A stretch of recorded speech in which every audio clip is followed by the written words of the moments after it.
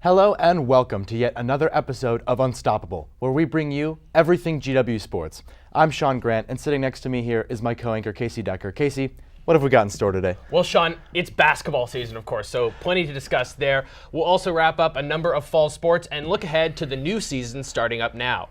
And the head coach of the GW Water Polo program will be joining Sean here in the studio. It's going to be a good show, so keep watching Unstoppable. From the School of Media and Public Affairs at the George Washington University, you're watching Unstoppable with Casey Decker and Sean Grant. As promised, first on the docket today is men's basketball, where the team has gotten off to a bit of a shaky start. Though they started off winning their first 4 games, they played against teams that don't really have the same talent level as they do. And once they moved into games against better teams like Georgia, UAB, and Penn State, they began losing those games. Casey, what's been going wrong for them so far? Well, the simple answer, the number one answer for me, Sean, is defense. Now, this team has never been a defensively strong team. We did see some good defense from them in the NIT last year, but it's never been a team that's known for defense. But this year in particular, we've really been struggling on the defensive side of the ball. There have been multiple games where we've just given up really easy plays, embarrassing plays sometimes, backdoor plays, alley-oops. And that's just like the dramatic stuff. In general, it just hasn't been a team that's been able to stop other teams' offense. Well, and when you talk about some of those plays, like those embarrassing backdoor plays, that's help defense, honestly, part of that. And that's something, like you said, we have not seen much help defense. And some of that might be a coaching thing. Some of that might be, you have some of these younger players on the team. They might not have played that much in high school, but certainly they need to learn to play some help defense and not give up some of those embarrassing plays. But, going off of that point too, Casey, freshman struggles, I think, has been something that's really impacted the team so far. Obviously, they've got a very talented young core. They're very talented players, but when you're playing 4 freshmen in a game, you're going to have turnovers, you're going to have chemistry issues, and I think some of that has led to some of their struggles so far too. And that's something we knew about coming into the season. We were hoping maybe we wouldn't see the effects of it. I think we are. I think another part of this is that they haven't developed the chemistry because I think they haven't really learned how to work with some of the older players. I think there was one interesting moment in the Penn State game where in the end of the first half, it was mostly freshmen on the court, and they had a really interesting dynamic that defensively actually worked. And so I think working with Tyler Kavanaugh and Yuta Watanabe and really learning how to work as a cohesive unit is something that's important. Now, I mentioned Tyler Kavanaugh. I think something that's important to note is that he, of course, has been our offensive leader this year and to some extent last year. I mean, definitely last year. But I think something he needs to do is step it up on defense. I think because he's an offensive leader, he also needs to be a defensive leader, and we haven't really seen that. And there have actually been points where I think he's a liability on the defensive end of the court. And that's something that needs to improve because we can't have that hole there. It needs to be solid all the way through. Well, and if nothing else, a vocal leader. I mean, Casey, how many years has he been on the team now? You should be calling out those plays, and on defense, if you need help defense, he's got to call it out and say, we need players covering, a backdoor screen, something like that. So even if it's not physical defense, at least vocal leadership and just to kind of rally all the other players, to him. Something else that I wanted to talk about, though, is a lack of a consistent ball handler, and that's something that we talked about before the season even started that might be a struggle for them. I think that Jaren Cena has made some progress as they've worked in a couple of these games, but they really don't have, a ball handler like Joe McDonald from last year who can bring it up, run down the clock, and then still, make a nice play or make a nice pass. Cena's made some nice passes, but I've just seen him when he's brought the ball up the court, he's looked kind of panicked. I know we've talked about that multiple times. It's something that, they've got a couple freshmen that are strong guards, but they're going to have to develop them. That's going to take time. So I see this maybe being an issue that's not going to be resolved for a time. Another thing is that defenses and opposing coaches know this. Cena is constantly tested, and the team is constantly tested by the full court press. We saw it in some of the very early games, and what I think happened is opposing coaches watched the film and saw that we couldn't break the press. And so every single game that I've watched, at some point, sooner rather than later, and lately it's been sooner, they start putting on the press, and they don't stop because it works. We don't necessarily turn the ball over every time, although we do turn it over, and I've also seen backcourt violations in terms of not getting the ball over half court at all. But we also just don't get it over fast enough to really develop a play. And so that full court press has been killing us all season long. I think having a better ball handling strategy and a better ball handler, seeing Cena improve there, is something we need to do. Another area that we've been struggling is against zone defense. Even against Georgia, a team that's known for, the coach hates zone defense. He loves running man-to-man, but they went to zone and it worked for them too because we simply can't seem to break the zone. We don't have a lot of off-the-ball movement. We have a lot of guys just kind of standing around, and I think that's something where Coach Joseph needs to step up and create playmaking strategies, create plays that will be able to break the zone. Well, and I think part of that is some of the freshmen that play. Some of the freshmen, again, if these guys were stars in high school, they're used to just, give them the ball and run isolation off of that. And then, so they're not really going to start knowing how to work off the ball movement. And then quickly, one more thing that I wanted to say about this was struggles from outside shooting.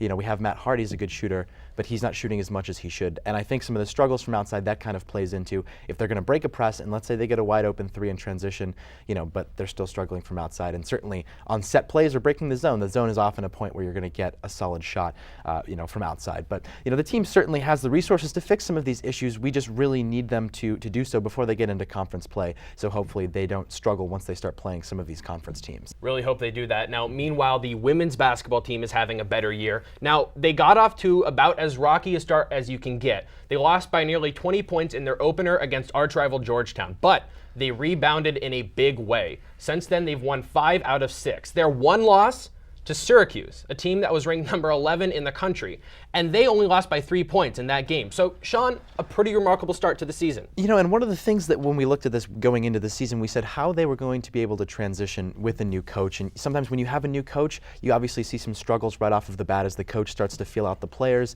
and especially with a team that had so many players left over from last season, how that chemistry is going to work out. But obviously so far it's been pretty smooth. Like you said, other than that first bad loss to Georgetown, they've really picked it up. And a win like that, a loss, even though they lost by only 3 points, that's still a very impressive game for them, given that, this is a high level of competition. I think we asked a couple of the players, I think in the press conference before the season even started, what game are you looking forward to? And they said Syracuse. And again, even though they lost, I think that bodes well for them that they were able to hang with a team like that for so long. And I think one of the main reasons they're able to hang like a team with that is because they have a strength that we just talked about the men's team doesn't have, and that's defense. I've been really impressed with how aggressively they play defense. There are a couple players in particular I want to point out. Hannah Shively, she has 14 steals. Now, just for reference, now it is a different sport, but the entire men's starting 5, 18. 14 steals is really impressive. She had one game I remember we watched where she had 5 steals in one game. On the other side, there's also Kyra Washington with 14 blocks. All the opponents combined against GW, in all the games combined, 17 blocks. She is a block machine, and defensively, this is a stellar. Well, and having a leader like Kyra that's making those plays like that. We talked obviously about Kevin on that, saying he needs to do something like that. Well, Kyra that is doing that as the leader of the women's team and picking ways up, even if it's not as much scoring. We wanted to talk about that they're finding other scoring options. Kyra is not scoring as much maybe as people thought she would have. People thought that she was going to be scoring 20 points a game. Maybe she's not scoring as much as that, but she's picking up the effort in other areas of the court, and 14 blocks like that, just incredible. And I think a big reason why her numbers might not be that high is because other players have stepped up on the team. There are actually 3 players on the team with more minutes than Kyra, and there are players that are filling key roles. We mentioned Hannah Shively with her steals. She also has 20 or more assists, as does Maylin Bautista. Another thing to note, there's really been one 3-point shooter on the team, and that's Camilla Tapias. She has just really been hitting those threes more than anyone else on the team, at least. And all around, we see that this team's offense is not one that's built on get the ball to Kyra Washington. It's built on let's develop a play, let's get to the basket, let's score. Well, one of the things, though, I do want to say about, building on those plays is I see they like to use Kelly Prange a lot up on the wing and up on the, the 3-point line. And I could see that maybe if you're going to run a pick and roll or something like that. But I think that Kelly spends too much time staying out by the 3-point line. And obviously she's the tallest player on the team and she could command some real respect in the post. So I think maybe something I'd like to see going forward is them working more plays in where they work Kelly into the post. And I think that would help them as they have some good shooters like you mentioned. And so having more of a post presence, will help them have a complete offense. Now, another thing that they need to improve on, we've talked about this in our live pre and post game shows many times, is free throws. Yes. Now, earlier in the season, they were hovering around 500, which is frankly just terrible. It's atrocious. Yeah. But they're now up to 622, which is still not great, but it's better. Their opponents, however, are at 712, and generally you want to be 70 to 80% from the line, at least. And they need to improve in that area. Kyra Washington in particular is shooting not even 50% from the line. She has some kind of Shaquille O'Neal things going on there where she's making the block, she's making the points inside. Right. You put her on the line, she has some struggles. So free throw shooting is something we need to step up at. Well, Casey, they're very clearly a very complete team, and so they should be able to focus on these key points going into conference play, make some adjustments, and then win a bunch more key games going forward. Now, moving over to the field with women's soccer, where the team fought hard until the end, but finished their season with a tough loss. The women's team beat Duquesne in the first round of the Atlantic 10 Championships in a gutty 2-1 double OT match. But the team then went on to lose their next game to Dayton 2-0, finishing out the season 11-7-3. Casey, what were some of the things that we saw in these last couple of games? Well, look, this is a team that had a lot of potential. From the beginning of the season, we knew that they could be good. We saw really early on they beat nationally ranked Arkansas, but right after that, they lost a big stretch of games. And I think that right there kind of sums up the season for them. Just not very consistent. In my opinion, that comes from relying too heavily on a few key players. Specifically, that's goalkeeper Miranda Horn and lead scorer Mackenzie Cowie. Now, the Dayton game I thought was winnable, but what Dayton did is they pressured those two key players. Miranda Horn was forced to make 6 saves. 2 others got through. When you're shot at that much, you can't stop everything. Right. And Dayton got to her. I think also that the defense just basically stopped Mackenzie Cowie. She didn't get any shots all game. The team as a whole only got 2 shots, and neither of them came from her. Wow. So I think when you rely that heavily on 2 players, that opens you up to weakness. Well, and building off of that, Casey, 65% of the shots all season came from Cowley and Brittany Cooper. So again, there's 2 players that they're relying very heavily on. And like we're talking about, when you can make it a game plan, you're going to pressure the goalie, just take as many shots as you can, and you're going to come up with a defensive scheme that takes out their best player. That's when you're going to get shut out and you're going to lose games like that. And it's really tough when you rely on so few players. When you need those other players to step up, they're not going to have that experience. They're not going to have that know-how in order to step up and give you the effort that you really need in order to win the game.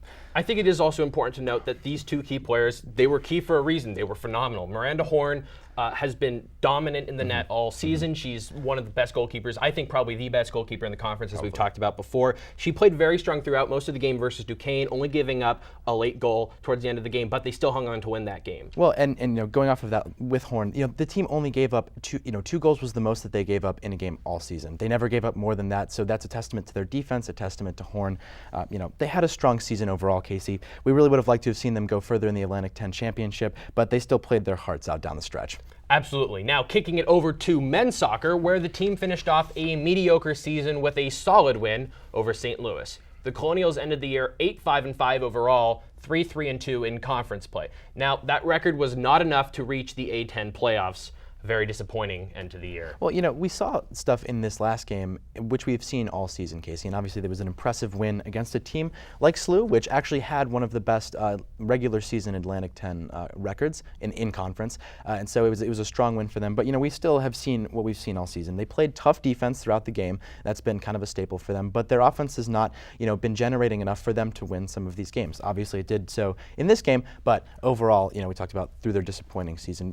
Garrett Hine would provide whatever support he could, and he had some great goals, great moments throughout the season, but they just needed a more holistic effort on offense. I agree. I think the key problem this season for them in terms of winning games, in terms of converting ties to wins, was just getting the ball in the net. Right. In 4 of their 5 losses, they were held completely scoreless, and that included 3 games down the stretch. They lost 1-0. When you don't score any goals, you give absolutely no room for your defense to help you. Right. And that's just a factor of sports. You got to score to win games. Right. Well, something that we should look at, though, is they never lost at home during the season. They were 4-0-4 when they were at home, while they were 4-5-1 on the road. So they clearly had some road struggles too. I don't know if that played into part of their offensive scheme. But that's just also something of note. And I want to point out some positive things. We've talked about Garrett Hine all year, and that's for good reason. He recently won the A10 Midfielder of the Year award. Another award from GW was defender Toby Adewole. He was named to second team All-Conference. So this team will be losing some key seniors like Garrett Hine, but they also have a number of lower classmen who contribute significantly this year. And for me, I think what this team needs to do is they need to regroup, they need to diagnose what went wrong this year, fix it, and then come back next year and make those A10 playoffs. Definitely agree with that, So Casey. now we're going to go to a short commercial break, but stay tuned for more of our roundup.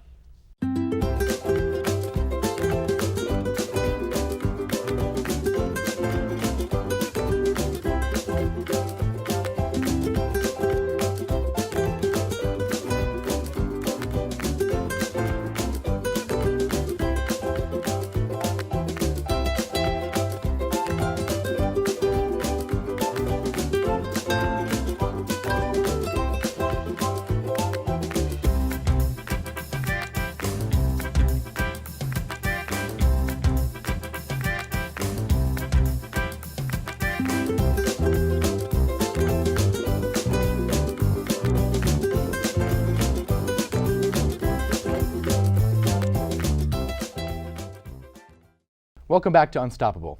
Now, moving on to men's water polo, where the team played incredibly well down the stretch, as they finished second at the MAWPC Championship and finished their season with a 15-11 record overall and an 8-2 record in conference. In the MAWPC Championship, the men won their first game against Mercyhurst by a wide margin of 17-6, and then went on to beat Johns Hopkins 12-10. They could not keep the mojo going in the championship game, however, as they lost to 12th-ranked Bucknell 11-5. Still, a very impressive season for the men's team, and with such a young core, we should expect great things moving forward. I will have a chance to sit down later in the show with Adam Foley, the head coach for the men's water polo team, so stay tuned for that. I'm really excited to hear from him, Sean. They've had a great season. I still think they're one of the best programs on campus, so it'd be great to hear from the guy who's running it all. Yeah. Now, staying in the pool, but moving over to women's swimming and diving. Since our last show, this group has had 2 meets. In the first, they absolutely dominated Howard at home. The second was the Magnus Cup Invitational in Cleveland, where they placed 6 out of 14. At the Howard meet, sophomore diver Miranda Simon scored a career-high 291.4 on the 3-meter boards. That score was high enough to qualify her for the NCAA Zones, a sort of preliminary competition for the NCAA championships in diving. Freshman swimmer Jackie Torres continues to perform as well. In Cleveland, she clocked the second-best time in GW program history for the 200 butterfly. And now, our own Danny Gill got to sit down with members of the swimming and diving team. Hey guys, Daniel Gill here reporting for GWTV Unstoppable. We're here at the Smith Center on a Saturday morning with the women's swimming and diving team, and they'll be competing against Richmond, a tough competitor. And we'll also be talking to Miranda Simon, a sophomore from Pittsburgh, Pennsylvania, who recently won Colonial of the Week back in late October for getting a personal best. So we're going to check in with her in a second. I'm really happy with how we did. Richmond's a really, really tough competitor. They win conference like almost every single year. But I think the team really fought through it, and we're all like super sore. It's like the peak of our season, and we're all just like trying to do the best we can, and then we'll do even better at conference. I kind of just like to think that I'm in practice, and I do best when I just pretend like it's another practice. And I like, before I get on the board, I like to drill my dives a little bit, and then I get on the board and I like think about it for a second, and I tell myself I can do it, and then I go. The team is super supportive. Every single time you get on the board, they like scream and shout, and it's like really exciting to know that your whole team wants you to do as best as you can. I love them, and I can't wait to see how we do. All right, thank you so much, Miranda. Have a good one. Again, this is Daniel Gill reporting here for GWTV Unstoppable. Thanks, guys. Back to you, Sean and Casey. Thanks, Danny. Now, moving on to men's squash, where the team has started off their season a bit slow. They won their first match against Georgetown pretty handily in an 8-1 victory, but then went on to lose their next 2 matches against Princeton and Penn, losing those games 8-1 and 9-0 respectively. Clearly they were outmatched in those games, but they greatly underperformed, and they'll need to turn things around going forward once they get into conference games in the season. Now, our own Colleen Fitzgerald got to sit down with Omar Musel of the squash team. Hi, I'm Colleen Fitzgerald reporting for GWTV Unstoppable. I'm here at the Lerner Health and Wellness Center on the squash courts, and we'll be speaking to junior Omar Musel about how he's doing so far this season. Our biggest match this year, I'd say, is Navy on January 18th. You guys should all come out for that. We just have a big rivalry with them, and over the past couple of years, we've won, but it's always been tight. I mean, Georgetown is normally the first match we play during the beginning of the year, so I mean, they're a club team, so they're not playing every single day, so we won every match, which was pretty cool.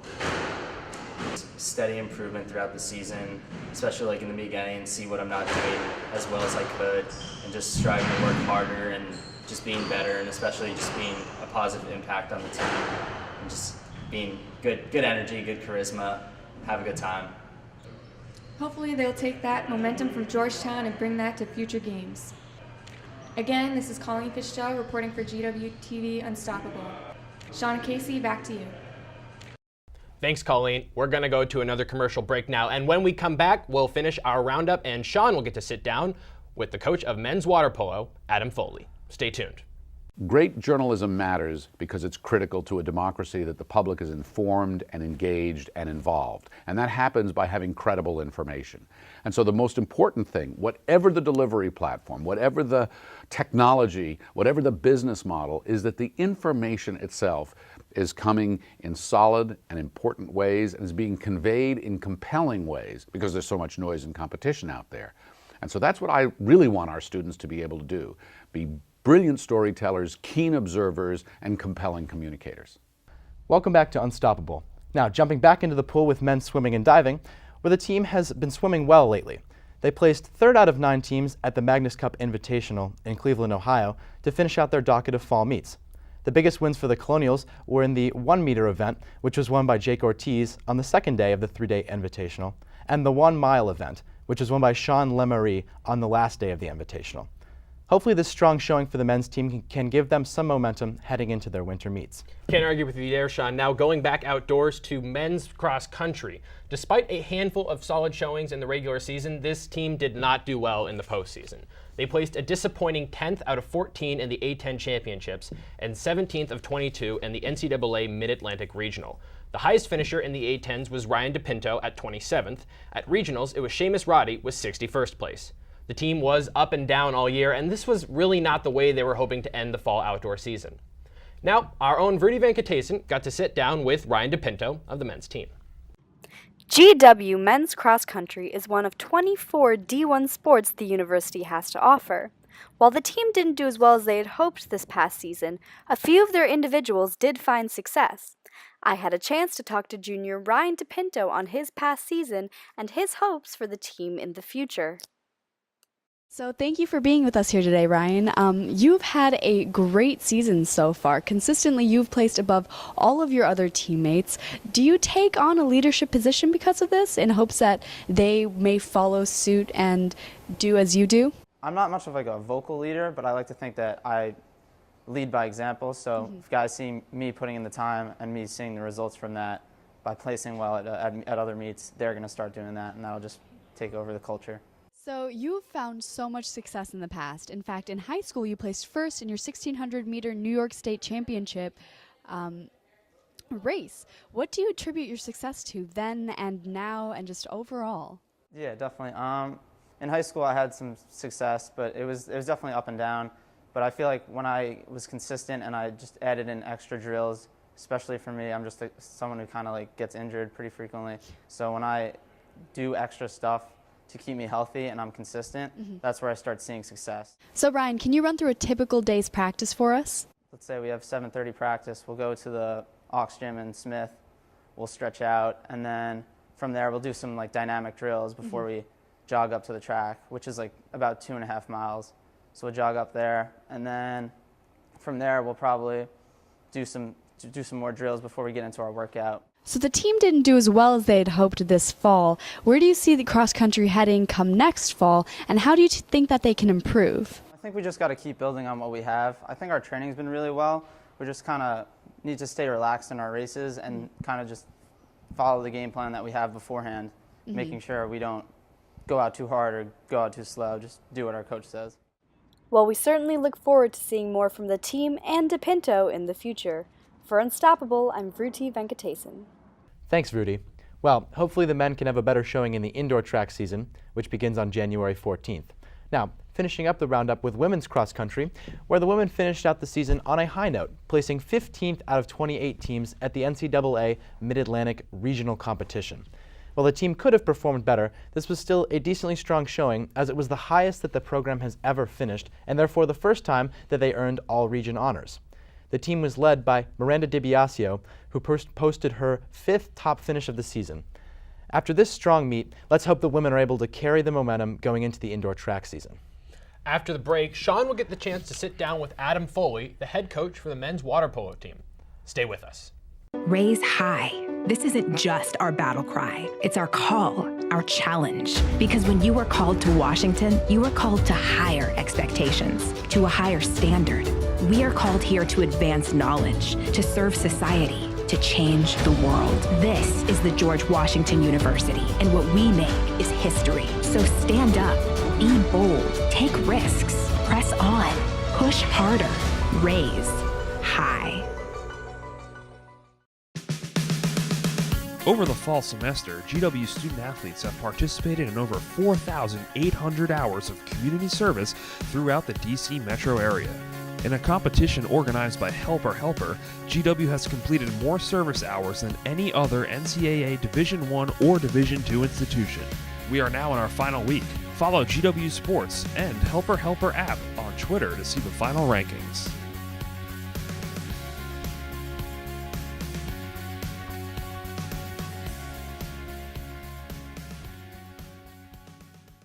Welcome back to Unstoppable. Adam Foley has been able to work great change for the GW men's water polo team since being named head coach back in the spring of 2015. Though his first season at the helm was a tough one, given that the team went 8-22, Coach Foley and his boys have bounced back in spectacular fashion this season.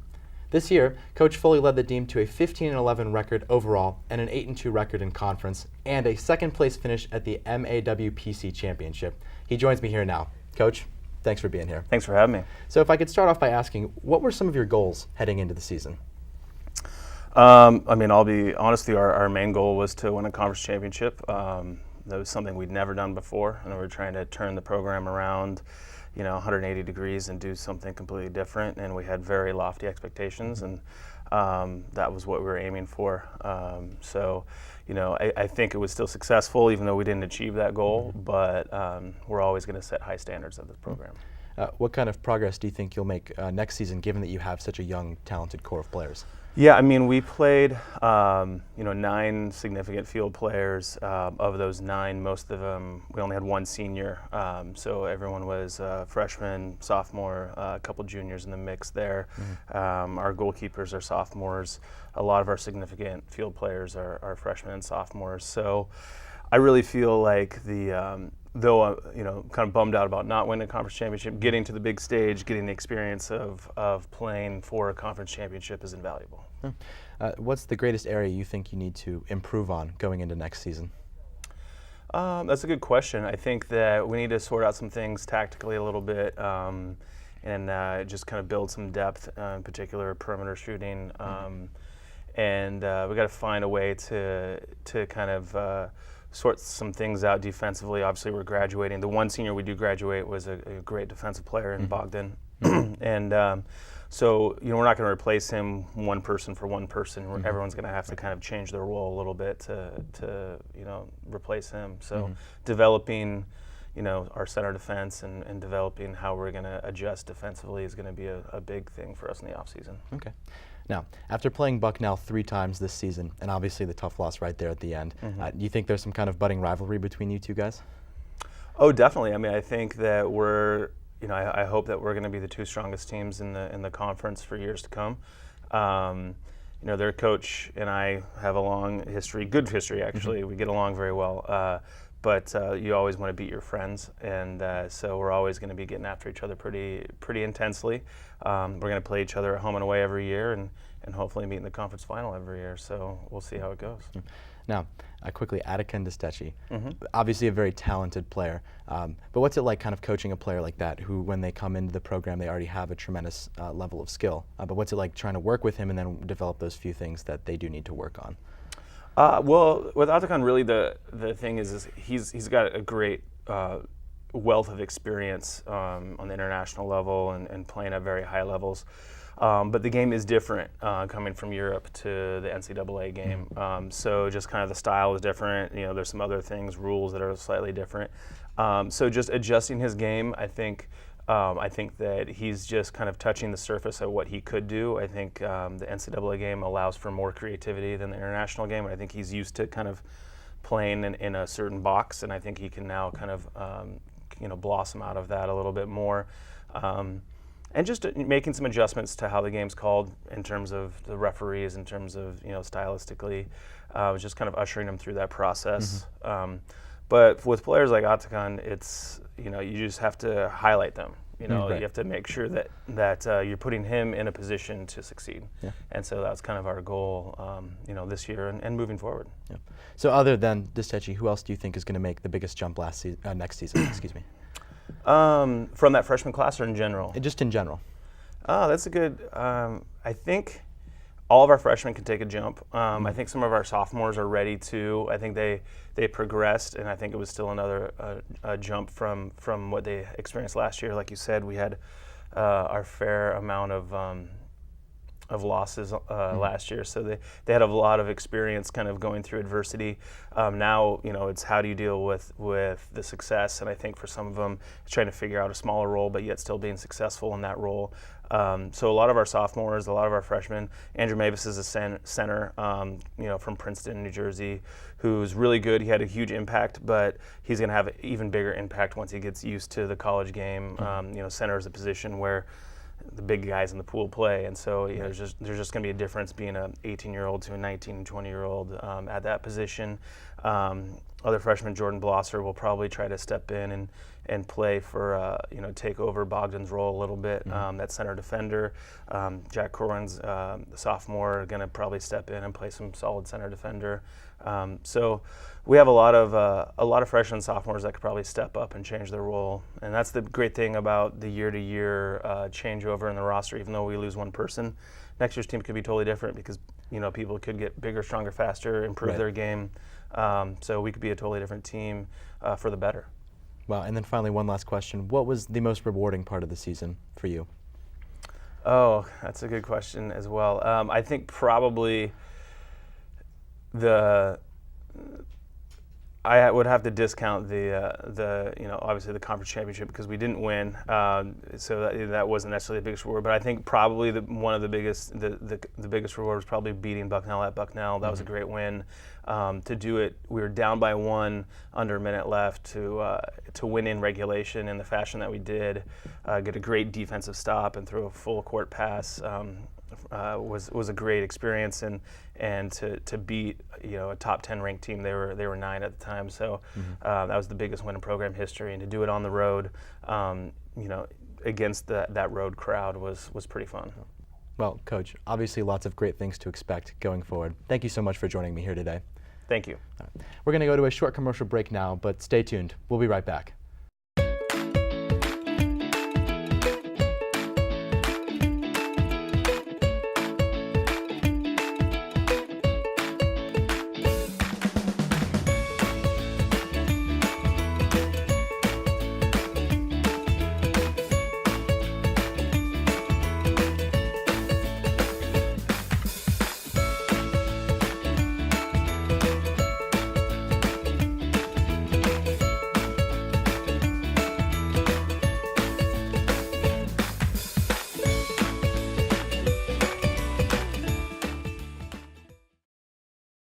Welcome back to Unstoppable. Now, our own Andy Weber joins us here at the desk to tell us which games you cannot miss in the coming weeks. Andy?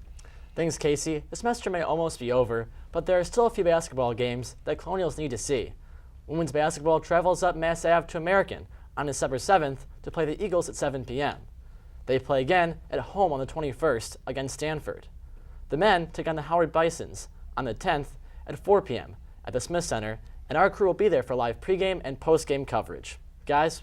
Thanks for that, Andy. Well, folks, that's all we have for you today. As always, make sure to like GWTV on Facebook and follow the show on Twitter at GWTV Unstoppable. For all the Unstoppable crew, we'll see you next time.